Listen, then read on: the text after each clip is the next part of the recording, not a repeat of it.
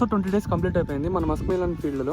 ఈరోజు స్ప్రే అనేది చేస్తున్నాము, సెకండ్ స్ప్రే అనమాట. ఫస్ట్ స్ప్రే అనేది రోగరు ప్లస్ క్వాంటిటీ స్ప్రే చేసినాను. ఈరోజు ఏమేమి స్ప్రే చేస్తున్నాను, దేనికి స్ప్రే చేస్తున్నానో చెప్తాను, జాగ్రత్త గమనించండి. ఎంసీ కంపెనీ వెరిమార్క్ అనేది యూజ్ చేస్తున్నాను. ఇది ఒక ఇన్సెక్టిసైడ్ అనమాట. ఇది రసం పీల్చే పురుగులకి అండ్ ఆకు తినే పురుగులకి పనిచేస్తుంది. అలాగే బయోప్రైమ్ కంపెనీ వాళ్ళకి ఫర్టిసీ అనేది యూజ్ చేస్తున్నాను. ఇది మేజర్గా సీవీడ్ ఎక్స్ట్రాక్ట్తో వస్తుంది. మనకి చెట్టు గ్రోత్ రావడానికి దానికి బాగా హెల్ప్ అవుతుంది అనమాట. అలాగే బయోప్రైమ్ కంపెనీ వాళ్ళది అవిరాట్ అనేది ఒకటి ఉంది. ఇది మేజర్గా స్ట్రెస్ రిలీఫ్ కోసం వాడతారు అండ్ ఫోటోసింథసిస్ కోసం బాగా జరగడానికని వాడుతున్నాను అనమాట. ఎందుకంటే టెంపరేచర్ హెవీగా ఉంది కాబట్టి దాని నుంచి కంట్రోల్ చేయడానికి ఇది వాడుతున్నాను.